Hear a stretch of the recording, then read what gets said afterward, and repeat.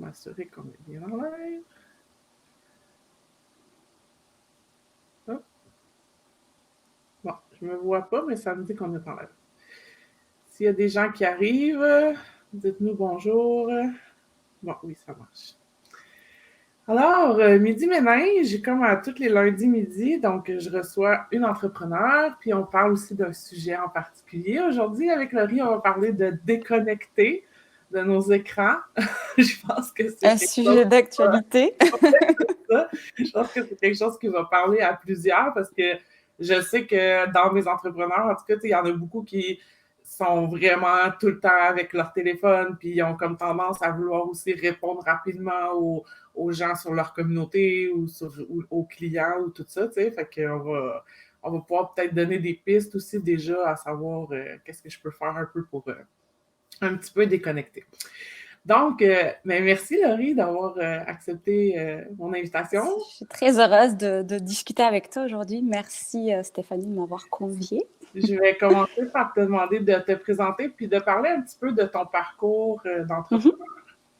Oui, donc je suis la fondatrice de Vivala Offline. Notre mission, c'est d'aider les utilisateurs donc, de téléphones intelligents à se déconnecter plus souvent, à trouver un équilibre en fait entre le online et le offline. L'idée, c'est pas de vraiment dire la technologie, c'est pas bien, mais vraiment plus d'arriver à trouver son équilibre en fonction de son agenda, puis en fonction aussi de notre réalité, parce qu'on a chacune une réalité différente.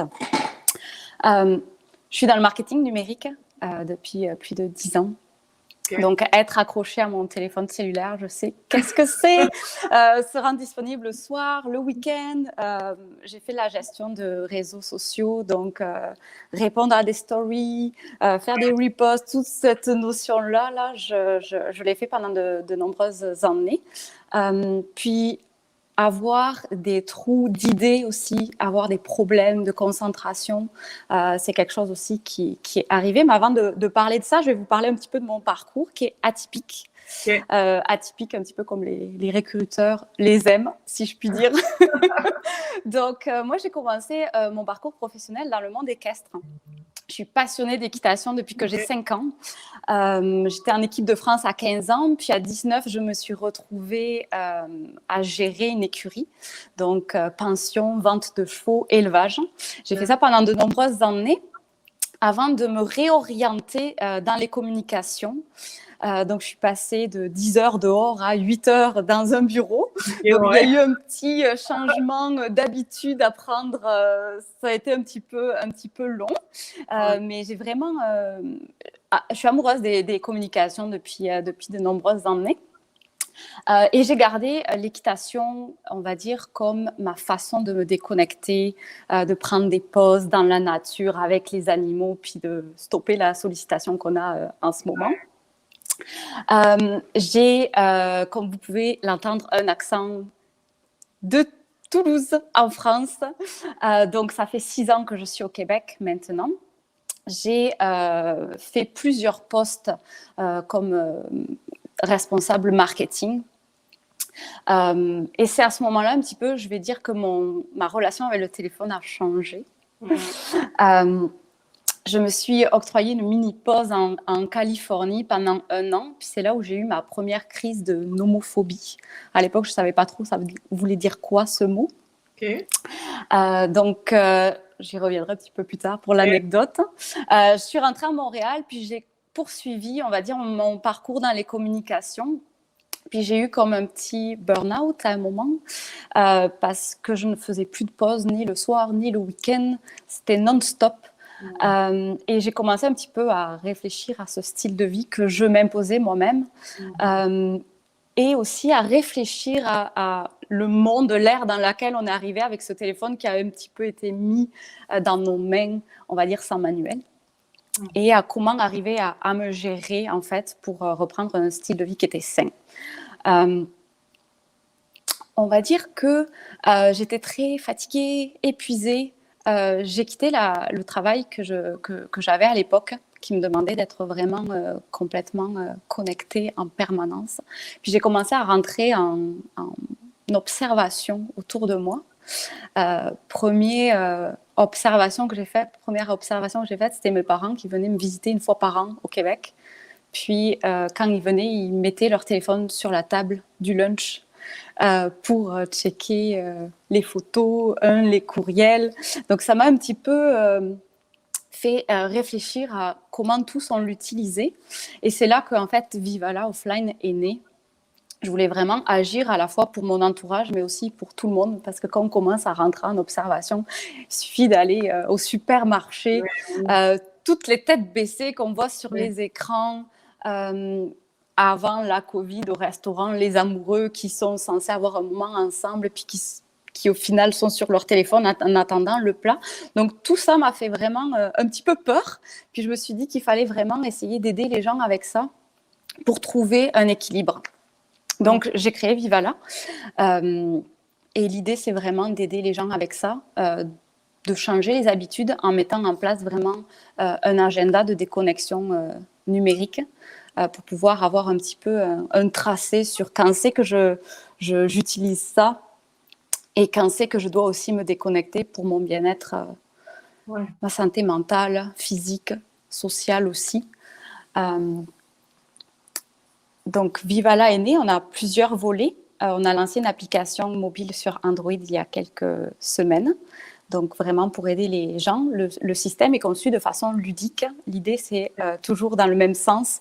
On se déconnecte pour aller faire des activités, pour aider les gens aussi à trouver des nouvelles passions. Des fois, on se met sur le téléphone soit par ennui, soit parce que c'est ça, on veut se reposer. Donc, c'est très simple d'aller faire un petit coup sur le fil d'actualité Facebook. Mais souvent, ça va aller plus, on va dire, solliciter son cerveau que de rien faire. On est un petit peu passé dans une société où on doit toujours être actif, on doit toujours être celui ou celle qui va amener la dernière nouvelle, la dernière mode. Et on ne prend pas assez de pauses et de temps pour soi, ce qui réduit la productivité, la créativité, puis qui peut un petit peu nous entraîner dans la dépression pour les plus graves cas où on n'est plus capable du tout c'est un peu plus long, on va dire, pour s'en sortir après. Mais je le vois beaucoup, tu sais, comme je disais, justement, des entrepreneurs, comme tu disais tantôt, tu sais, j'étais tout le temps dessus, tu sais, fin de semaine, soir, je prenais même plus de pause. C'est vrai que c'est facile même tu prends une pause, mais tu sors ton téléphone pour aller voir si tu as des messages, si tu as des notifications, si tu as reçu un courriel, puis tout ça. Puis je pense aussi que ça a vraiment un effet sur la capacité de se concentrer, la créativité beaucoup. Tu sais, moi, j'ai beaucoup réduit mon temps d'écran dans les peut-être 2 dernières années, tu sais, quand j'ai vraiment réalisé aussi qu'à un moment donné, j'étais même plus là pour mes enfants quasiment, là, tu sais, on vient qu'on se rend. Puis c'est ça, je trouve que c'est sournois. C'est comme on dirait on le sait, mais on s'en rend pas trop compte en même temps, tu sais. Là, oui, tout à fait. Puis c'est un des points qu'on donne aux utilisateurs en premier, c'est vraiment, il faut qu'il y ait une prise de conscience. Puis souvent, ça passe par regarder quand c'est qu'on l'utilise. Pourquoi on l'utilise? C'est quoi qui a déclenché qu'on l'utilise? Il y a eu toute une machination qui a été faite en arrière. Je ne sais pas si tu as eu l'occasion de regarder le documentaire The Social Dilemma, qui est sorti en septembre, voilà, où il parle vraiment de toute la machination qu'il y a derrière entre les développeurs qui ont travaillé avec des neurologues pour vraiment tout le système de notification qui a été pensé pour qu'on soit dépendant à cette petite notification qui va pour nos courriels, pour nos Facebook, pour nos Instagram, toutes les petites plateformes populaires en ce moment-là. Et c'est vrai que c'est très dur parce que notre cerveau est habitué à ça. On aime ça, la petite dopamine qu'on va recevoir. Là, on ne sait pas trop c'est quoi qui se passe dans notre boîte courriel. On a juste un petit 1, 2, 3 qui s'est affiché. Puis c'est ça qu'il faut arriver à... Il faut arriver à reprendre le contrôle, dans le fond. Puis ça passe vraiment, c'est ça, par une prise de conscience. Ouais. Toi, personnellement, dans le fond, ce que je comprends, c'est que tu as vraiment t'es vraiment passé d'un extrême à l'autre, là, ou? Non, non, non. Non. Non, je suis plus anti-téléphone, je suis pas du tout anti-téléphone. D'ailleurs, on est sur Facebook, on est sur Instagram. L'idée, c'est vraiment d'avoir une balance, d'avoir un équilibre. Donc, j'ai vraiment mis en place des choses assez... je me suis questionnée sur ma façon de l'utiliser, pourquoi je l'utilisais, quand je l'utilisais, puis mettre en place une routine. Par exemple, des choses vraiment toutes simples, mais... le matin, j'ai créé une routine un petit peu santé de à quelle heure j'ouvre le téléphone. Okay. Il sonne pour mon réveil, je l'utilise pour le réveil, mais je fais mon petit déjeuner avant, je fais mon sport avant, puis je ne l'ouvre pas avant 30 minutes après m'être réveillée. Donc, j'ai mis en place des petites choses comme ça qui font que, en fait, on reste beaucoup moins coincé dans son téléphone. Parce que souvent, je l'allumais, première chose que je faisais le matin, on l'a à côté du lit, on l'allume, on commence à regarder un petit peu c'est quoi les messages qu'on a reçus. Moi, en plus, il y a un décalage horaire avec mes amis souvent, donc j'ai plein de messages qui viennent de France qui, eux, sont 6 heures en avance. Puis c'était aussi une de mes excuses au départ. J'étais...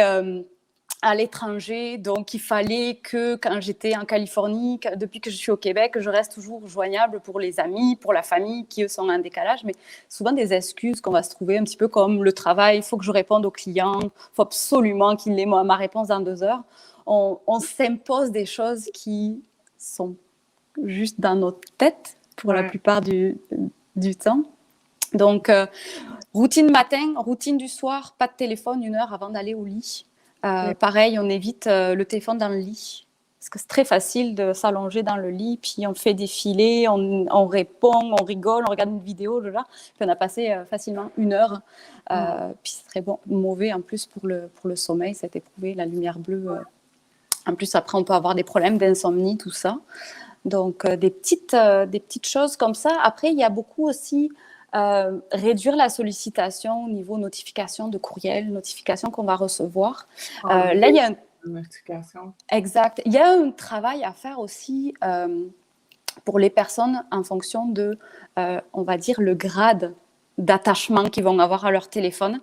C'est une des choses qu'on fait faire aux personnes, aux utilisateurs. On a un quiz pour déterminer un petit peu quel est le degré, on va dire, d'attachement que la personne va avoir avec le téléphone. Parce que, par exemple, réduire les notifications pour certaines personnes, ça va causer plus de stress que de les laisser. Donc, souvent, nous, on commence par enlever les notifications qui sont un petit peu inutiles. Garder juste les notifications qui sont directement liées à une personne, par exemple. Déjà, ça enlève pas mal de notifications parce qu'en moyenne, on reçoit 250 notifications par jour. C'est énorme entre les courriels, les notifications des réseaux sociaux, puis les notifications des applications qu'on peut avoir. Ça fait pas mal de bruit, puis de perte de temps, le temps de tout regarder. Puis c'est des choses des fois qui ne sont pas urgentes. Là aussi, il y a une conscience à avoir avec ça. On n'est pas obligé de le lire de suite, ça ne va rien changer dans notre présent si on la lit plus tard. Puis souvent, ça nous sort de notre concentration si on est au travail. Ça nous sort du moment en famille qu'on est en train de vivre avec les enfants, ou du moment de calme qu'on s'était octroyé. Donc, c'est important. Pourquoi tu penses que les gens sont si dépendants de ça? Puis, tu sais, parce que tu disais, moi, je sais que des fois, je m'ennuie, fait que je vais aller... c'est une des raisons, des fois, je vais sortir mon téléphone, je m'ennuie. Mais qu'est-ce qui fait qu'on a donc peur? Puis comme entrepreneur aussi, c'est comme si on a vraiment peur de passer à côté de quelque chose. On a vraiment peur de manquer quelque chose. Ben, la dépendance au téléphone vient avec la fameuse fear of missing out.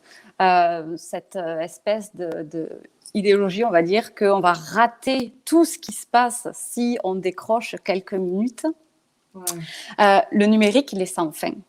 Tu vas toujours avoir des photos à regarder, des publications à lire, des vidéos à partager. C'est important de se poser des limites. Puis c'est vrai que cette partie-là peut être complexe. Ce n'est pas un travail qu'on va faire d'un claquement de main. Ça prend du temps. Mais il est essentiel. Tu ne peux pas rester non-stop sur ton téléphone. Il y a des très bons côtés à ça, On s'est rencontrés via Facebook. Il y a beaucoup d'opportunités qu'on va pouvoir aller chercher avec ces plateformes-là. Mais il faut aussi apprendre à lâcher prise et à prendre du temps pour soi parce que c'est essentiel pour sa business, pour sa vie privée. Qu'est-ce que tu as vu sur toi comme changement quand tu as commencé à appliquer ça? Le stress qui relâche mes week-ends où je dors le matin, où je ne suis pas stressée de devoir en fait faire encore du travail, entre guillemets. Puis plus de choses à faire aussi pour moi-même. Prévoir des activités, sortir dehors, relâcher tout simplement. Relâcher. Puis une meilleure organisation aussi. Meilleure créativité la semaine parce qu'il n'y a pas de secret, notre cerveau il a besoin de se reposer. C'est un petit peu comme un ordinateur, là, quand tu es trop dessus, là, au bout d'un moment, il commence à chauffer, puis tu ne peux plus rien faire dessus. Là. On est exactement pareil. Le problème, c'est qu'on ne se traite pas pareil. Non, c'est ça. Puis mes idées revenaient. J'ai eu des périodes où c'était très dur, surtout quand tu fais la gestion des réseaux sociaux. Souvent, il te faut avoir une petite idée un petit peu pour être original, etc. Puis j'avais vraiment du mal à le faire parce que mon cerveau était comme mort. Oui, surchargé, débordé. Je trouvais plus d'idées. Puis une meilleure motivation aussi. D'avoir envie de trouver des nouvelles idées, puis d'arriver le lundi matin, puis ton cerveau s'est reposé, donc il est tout bouillonnant dans le bon sens. Est-ce que tu penses que les gens réalisent pas le temps qui passe, dans le sens que moi, il y a un exercice que je fais faire des fois à des clientes, c'est de faire la liste vraiment de ce qu'ils ont fait dans la journée. Puis des fois, elles se rendent compte qu'elles ont passé 2 heures sur Facebook ou Instagram, tu sais. Mais tu prends juste 1 heure de ça pour comme prendre soin de toi ou faire quelque chose de vraiment important pour ta business, puis ça va tellement changer de choses. Mais penses-tu que les gens ne se rendent pas compte du temps qu'ils passent là-dessus? Je pense que oui, il y a une partie des gens qui s'en rendent pas compte. Il y a des études qui ont sorti des pourcentages de 70% de la population serait vraiment beaucoup trop attachée, dépendant de leur téléphone. Mais la majorité, plus de la majorité, on s'en rend pas compte parce que si on ne sait pas aussi comment ça fonctionne, peut-être, on est moins porté à se poser la question. Mais oui, il y a une grosse partie des gens qui, si on ne regarde pas combien de fois on a passé sur son téléphone, on ne se rend pas compte du temps qu'on y perd. Parce que c'est très... quand tu rentres dans ton fil d'actualité Facebook, tu y vas peut-être pour une petite notification qui est apparue sur ton téléphone, puis tu finis par y passer 20 minutes très facilement, mais le temps a filé. Ouais, c'est ça. Est-ce que tu penses que c'est plus problématique comme les réseaux sociaux ou parce que tu sais, je pense comme qu'est-ce qui nous monopolise sur notre téléphone, tu sais, il y a les courriels, mais tu sais, il y a les jeux aussi. Est-ce que tu penses qu'il y a une chose qui est pire que l'autre? Non, je pense que ça dépend vraiment de la façon de l'utiliser. La personne elle-même, il y en a qui vont, plus préférer les applications de jeux et qui vont perdre autant de temps qu'une personne qui est plus amenée à aller sur son Facebook. Ou les personnes aussi, en termes de courriel, comme tu le disais, il y a beaucoup d'entrepreneurs qui veulent répondre dans la minute à la personne qui les a contactés. Et qui vont être portés à vraiment même regarder leur courriel le soir, les fins de semaine. Puis c'est autant chronophage que les réseaux sociaux, les jeux vidéo. Ouais. Puis mais ça revient dans le fond un peu à ce qu'on disait tantôt, c'est que les gens ils ont peur de manquer quelque chose. C'est vraiment... Ils ont peur de manquer quelque chose, puis je pense aussi que dans la période dans laquelle on vit, il faut être disponible tout le temps. On est dans une espèce de monde où, comme on a tout qui est accessible aussi facilement, moi, je me rappelle avoir eu souvent des réflexions, mais tu as un téléphone cellulaire, à quoi il sert? Tu réponds jamais ou tu réponds pas mais parce qu'il est là, oui, pour me servir et être un petit peu plus disponible, peut-être quand je suis à l'extérieur et pas à la maison. Mais ça ne veut pas dire que parce qu'il est proche de moi, je dois être disponible tout le temps. Et ça, c'est vraiment quelque chose qui est un petit peu ancré dans la société aujourd'hui. C'est que la nouvelle technologie nous permet d'être disponible tout le temps. Donc, on doit l'être. Tantôt, tu as donné l'exemple de mettre une limite, de dire le matin, je l'ouvre pas avant 30 minutes, puis le soir, je me laisse 1 heure. Oui. Y a d'autres trucs que tu peux nous donner pour surtout ceux, parce que je sais que c'est vraiment ça, les gens qui vont nous écouter, c'est vraiment cette peur de manquer quelque chose, puis que, oh my God, je dois répondre à mes clients en tout temps. C'est faux. On se l'impose, puis ça peut être aussi, il faut en discuter. Ouais. Il faut en discuter. Il y a beaucoup, oui, d'entrepreneurs qui pensent qu'il faut répondre à leur courriel, même le week-end. Mais ça peut être réglé avec une organisation, la mise en place d'une communication. Par exemple, vous voulez que la personne ait une réponse immédiatement. Faites un courriel automatique pendant la fin de semaine. Dites que la fin de semaine, on se repose, qu'il vous fera plaisir de répondre lundi. C'est des petites choses à mettre en place, mais ça va aussi vous aider à lâcher prise.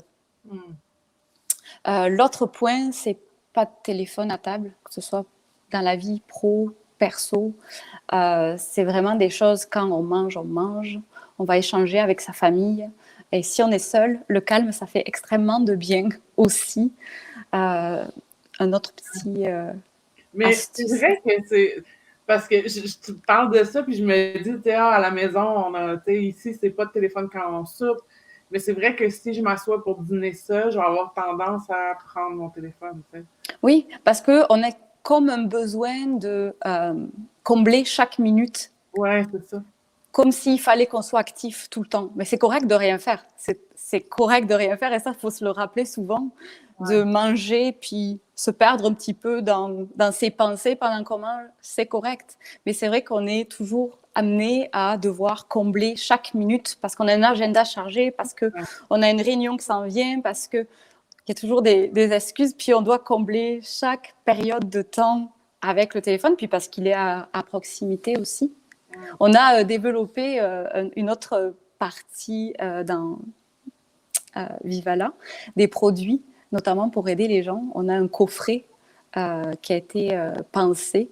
Il est fait à la main, dans les Laurentides. Puis l'idée, c'est vraiment un coffret à téléphone. On le range, le téléphone.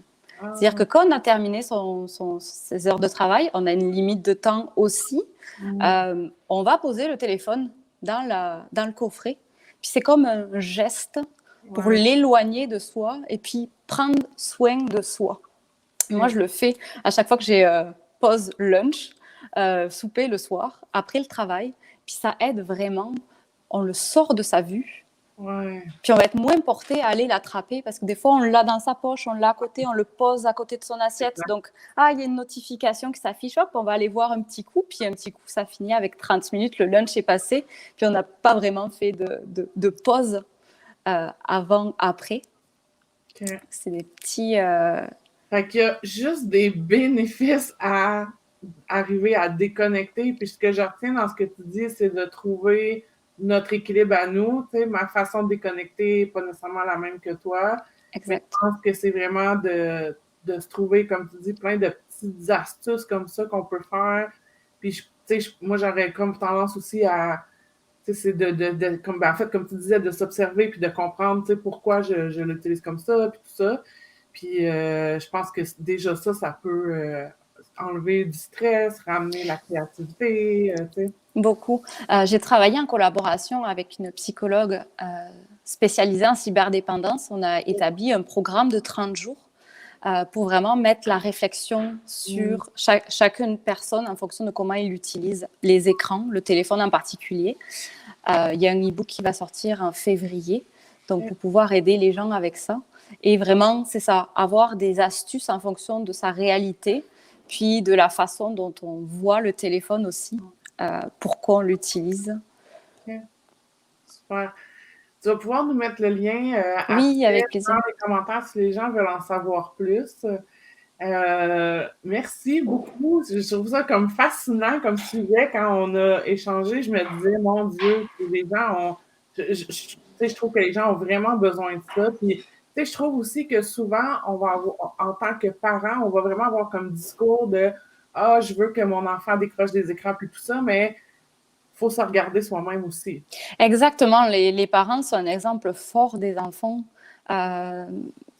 Il va s'identifier à vous, donc si le parent est toujours sur son téléphone, il va avoir un petit peu tendance à faire pareil, puis il faut aussi passer du temps avec eux. Il faut qu'ils s'ennuient aussi. C'est quelque chose qu'on a un petit peu retiré aujourd'hui, comme si on ne devait pas s'ennuyer, même quand on fait une file d'attente. On doit être sur le téléphone parce qu'on doit sembler occupé, on doit sembler comme si on était tout le temps occupé. Puis c'est vrai que ça peut être aussi dangereux pour les enfants parce qu'il faut qu'ils apprennent un petit peu à rêver, à trouver des choses à faire. Moi, je me rappelle quand j'étais enfant, ça arrivait qu'avec mon frère, on n'ait rien à faire. Par exemple, en voiture, quand on partait avec ma mère, puis on s'inventait des jeux un petit peu, on essayait d'être créatif, tout ça. Puis c'est ça, de mettre l'écran dans la main peut sembler un jeu facile pour l'enfant, mais ça peut aussi avoir un effet négatif. Pour nous, tu sais, Exact. on fait tout pour pas s'ennuyer. Fait que dans le fond, le mot d'ordre, ça serait un peu comme ennuyons-nous un peu pour retrouver le contrôle de notre vie, tu sais. Exact. L'ennui est bon pour notre tête, est bon pour notre corps, pour nos idées, pour notre productivité, motivation. Après, ennuyez-vous à votre manière, j'ai envie de dire. Il y a des personnes qui vont aimer être dans la nature, puis écouter les oiseaux, s'ennuyer un petit peu comme ça. On peut s'ennuyer sur son canapé aussi. Mais c'est important de lâcher prise et de rien faire. C'est correct de rien faire, c'est essentiel de faire des pauses. Effectivement. Merci beaucoup. Puis que si jamais vous avez des questions que vous écoutez en rediffusion la vidéo, vous pouvez toujours les mettre dans les commentaires. Puis Laurie va aller vous mettre le lien si vous voulez en savoir plus sur son projet, son initiative, puis son application aussi. Oui, merci beaucoup Stéphanie. Ça m'a fait plaisir de parler avec toi. Bye bye.